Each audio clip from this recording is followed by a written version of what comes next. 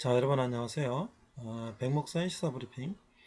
오늘은 건국 대통령 이승만 박사와 재팬 인사이드 아웃이라는 그의 국제정책 박사 논문을 책으로 펴낸 책을 소개합니다.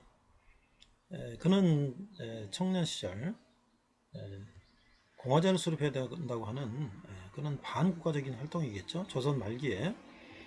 그래서 감옥에 수감되었고 그 한성 감옥에서 이제 예수를 만나고 콜라를 통해서 많은 죄수들이 죽어갈 때 그 하나님께 매달려서 살려달라고 했고, 하나님이 그를 살려주시고, 그는 많은 책들을, 성교사님이 보내준 책들을 읽고, 그 안에서 그가 이제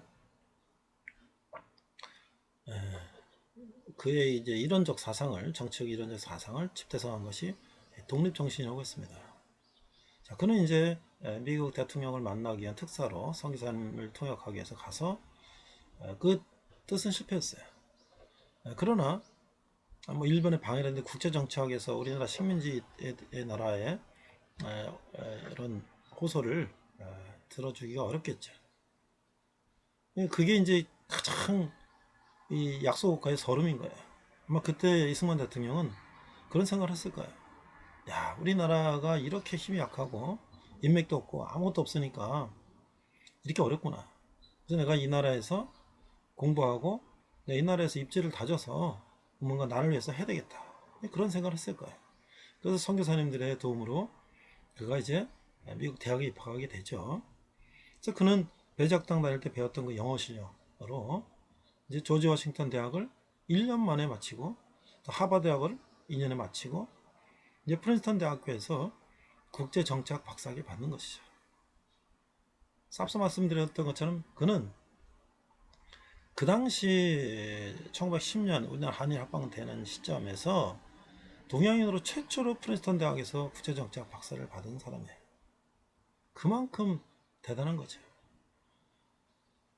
자, 그때 이제 여기 사진에 보면 이승만과 메가더가 나오죠. 그때 당시에 이제 이승만은 많은 미국의 교수들 또 이런 사람들을 찾아서 또 방문하고 또 하면서 많은 인맥을 쌓게 되는데, 그 당시 처음 이제 누구의 소개로 메가더를 소개받았는데, 그 당시 소령이었던 메가더를 보고서 이 메가더 가정은 다 대대로 군인 가정이고 대단한 집안이죠. 그래서 그는 이 메가더 소령을 만나서 서로 이제 교류를 하기 시작해요. 근데 그게 미국에서 만났던 메가더는 나중에 이제 6.25 전쟁 때 극동군 사령관으로서 메가더는 일본에 있었고, 뭐 그건 이제 2차 대전 후에 일본 원자폭탄으로 일본이 패망할 때 천황 앞에서 항복 문서를 받은 사람이 메가더 아니겠어요? 또 미국에서 유학 시절에 그가 소령으로 만났던 메가더는 그 후에 20, 30년이 지난 후에 미국의 원수 별 5개, 미국의 총사령관이 되고 일본 천황을 앞에 무릎 꿇게 한 그런 사람이 됐던 거예요. 그러니까 이승만 대통령이 이제 6.25 때 누구한테 제일 먼저 긴급 타전했겠어요? 일본에 주도하고 있는 극동군 총사령관 메가더에게 SOS를 했겠죠. 메가더는 이제 유엔에 보고하고 유엔에서 이제 유엔군을 파견해 되기는 그런 일이 일어나게 된 것이죠. 그것이 이제 이승만에서 미국에서 닦은 그런 인맥의 결과였다는 거야. 자, 그래서 오늘 우리가 살펴보자 하는 것은 재팬 인사이드 아웃이다. 우리말로 이제 번역된 이름을 보면 일본의 가면을 벗긴다, 이런 얘기인데요. 자, 이 책은 말이죠, 일본 천황 전체주의 미카도이죠. 자, 일본 어떻습니까? 지금도 천황이 있죠. 지금도 천황이 있어요. 이게 천황제라고 하는 것은 영국의 왕실, 이런 유럽의 왕실은 달라요. 유럽 왕실은 유럽 영국이나 이런 데는 엘리자베스 여왕이 있지만 그들의 종교는 뭐 성공이라든지 뭐 기독교라든지 그 달라요. 하나의 이제 왕이라고 하는 것은 군림하지만 통치하지 않는다, 상징적인 존재이죠. 그러나 일본 천황은 달라요. 이 일본 천황은 하나의 종교적인 우상화가 되는 것이죠. 그래서 일본의 천황을 중심으로 한 것도 민주국가가 아니라 전체주의였어요. 그 당시에는 제국주의, 전체주의. 그래서 모든 것이 천황이 있고 밑에 수상이 있지만 천황의 이름으로 집단적으로 나라의 힘을 결집해서 제국주의 시대에 식민지를 개척하고 약육 강식, 강한 나라가 약한 나라를 먹는, 또 강한 나라끼리도 붙어서 이겨서 그것을 뺏어가는 그런 시대였죠. 그러니까 일본의 천황 전체주의의 본질과 그 기원, 저들의 침략 야욕의 실상, 그리고 저들의 침략 야욕을 저지할 수 있는 유효한 방안을 제시했다. 근데요, 이 책의 가장 중심 사상에는 그 일본의 천황 전체주의라든지 이런 것들은 표면에 있지만 그 기재에는 뭐가 있는가? 이들은 반기독교적이라는 거예요. 그러니까 이 완전 우상 숭배적이라는 거예요. 그래서 일본은 근본적으로 기독교 국가에 적대적일 수밖에 없다는 거예요. 이승만 대통령은 나중에 장로 않습니까?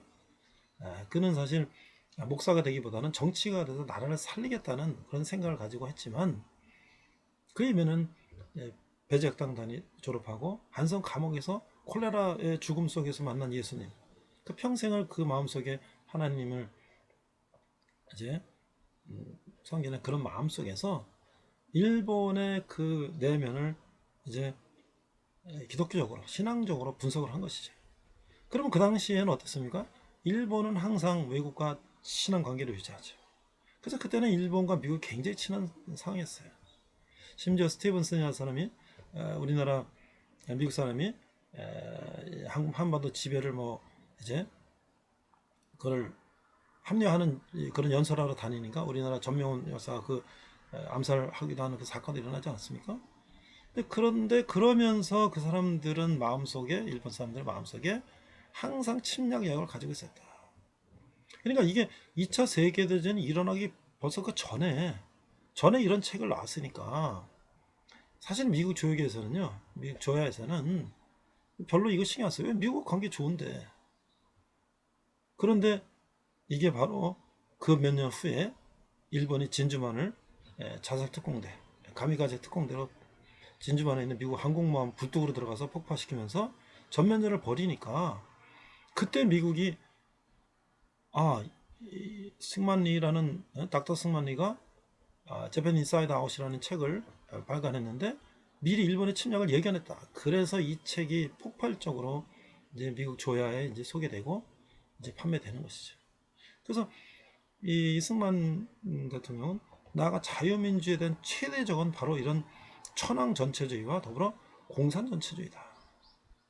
그러니까 이게 얼마나 이게 대단한 예견이겠어요.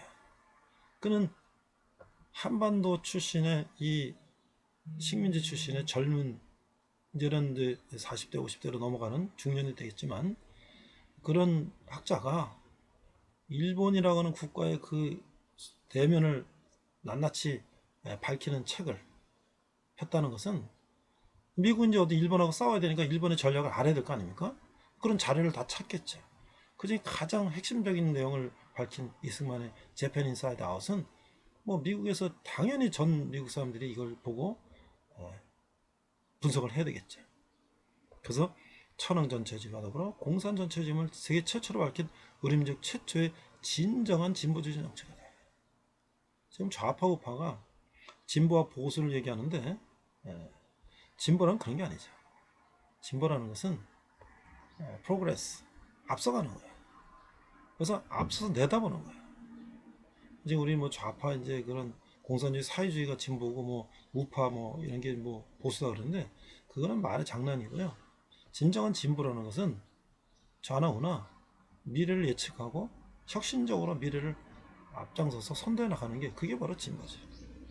이승만 대통령의 대표적인 재팬 인사이드 아웃을 우리가 한번 젊은이들은 특히 읽어보고 우리나라 이런 세계적인 성학자가 있었구나 라는 것을 세계 노벨 문학상을 탄 펄버 교수도 이 책에 소개를 하면서 전율을 느끼는 책이다 라고 소개할 정도면 얼마나 이 책이 세계인들에게 충격을 준 책인가를 우리가 한번 읽으면 좋을 것 같아요. 이상 백목사의 시사 브리핑이었습니다.